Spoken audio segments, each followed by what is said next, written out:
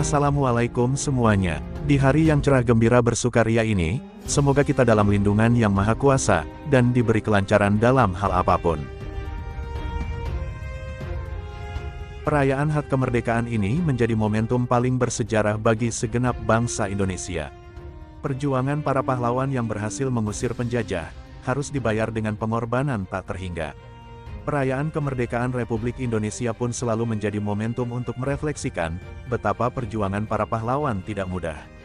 Apalagi Indonesia harus menghadapi para penjajah yang datang secara bergelombang.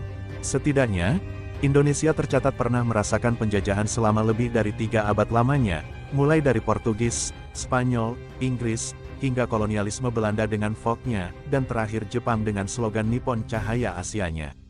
Jejak penjajahan itu tentu akan selalu dikenang oleh bangsa Indonesia.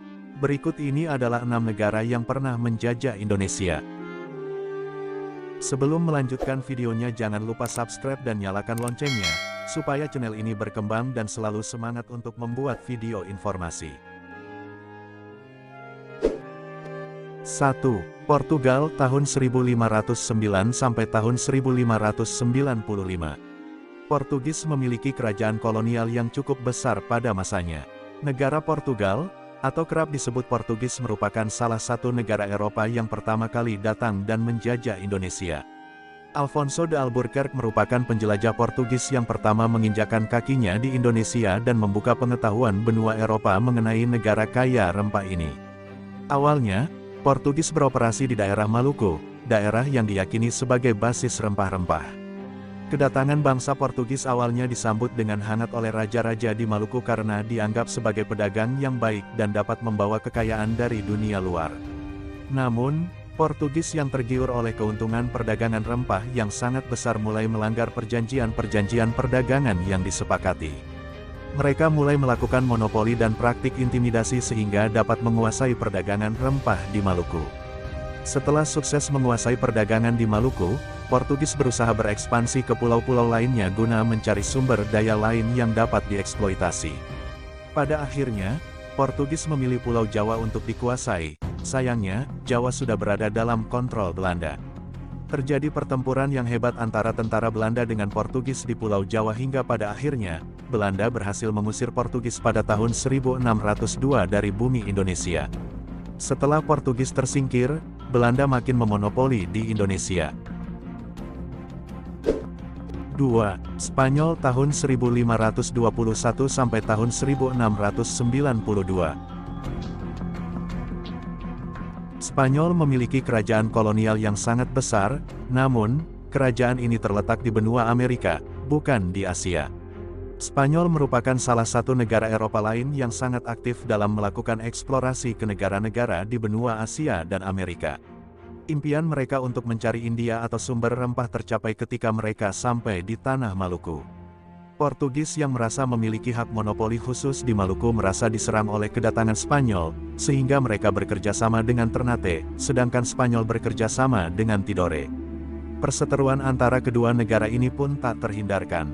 Namun, karena fokus kolonialisme dari Spanyol sebenarnya adalah penyebaran agama, bukan hanya perdagangan, maka tidak terjadi konflik besar antara kedua negara ini. Pada akhirnya, untuk mengurangi ketegangan yang ada dan menjamin terjadinya aktivitas perdagangan yang kondusif, dibentuklah perjanjian antara Spanyol dengan Portugis. Perjanjian ini menyatakan bahwa Maluku berada di bawah kekuasaan Portugis sedangkan Kepulauan Filipina jatuh di bawah kekuasaan Spanyol. 3. Belanda tahun 1602 sampai tahun 1942. Volk merupakan perusahaan dagang terbesar di zamannya berkat perdagangan rempah, melebihi British East India Company.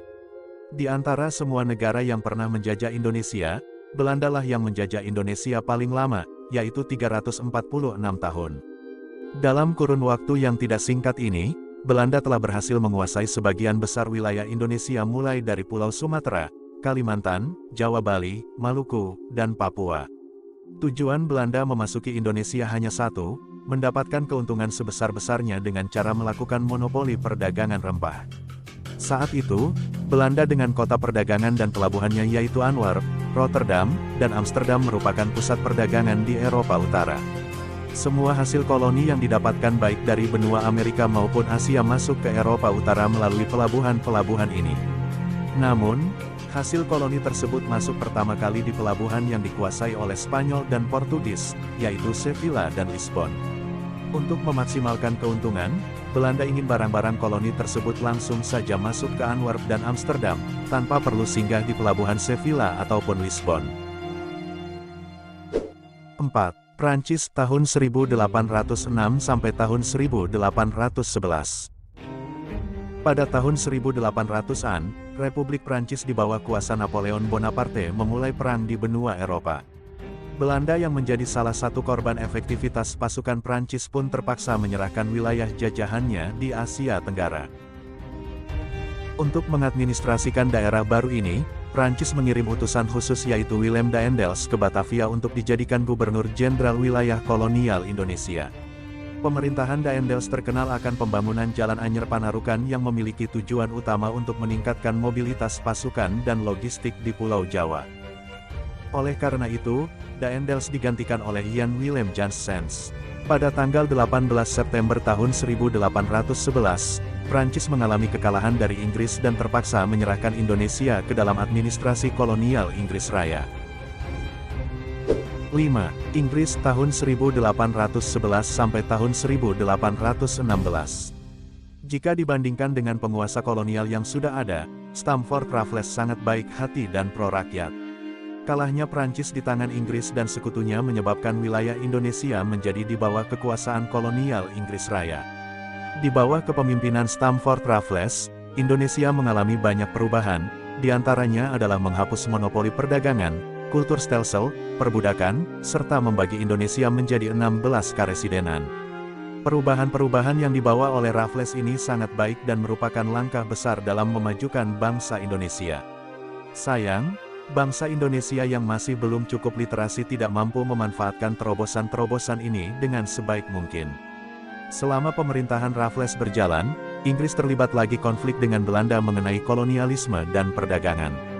Resolusi dari konflik ini memandatkan bahwa Inggris harus menyerahkan kembali wilayah kekuasaannya di Nusantara kepada pemerintah kolonial Belanda. 6. Jepang tahun 1942 sampai tahun 1945. Saat masuk ke Indonesia, Jepang dianggap sebagai pahlawan karena berhasil mengalahkan pasukan Belanda. Sejak awal kedatangannya pada tanggal 8 Maret tahun 1942, Jepang bersikap baik kepada masyarakat Indonesia.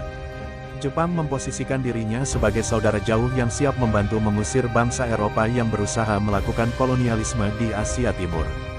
Hal ini diperkuat dengan slogan-slogan seperti Nippon Cahaya Asia dan sejenisnya serta tindakan Jepang yang awalnya hanya menggempur posisi pertahanan Belanda, tanpa menyerang atau menangkapi rakyat sipil. Setelah Belanda menyerah dan Indonesia berada di bawah kekuasaan Jepang, sikap ini pun berubah 180 derajat.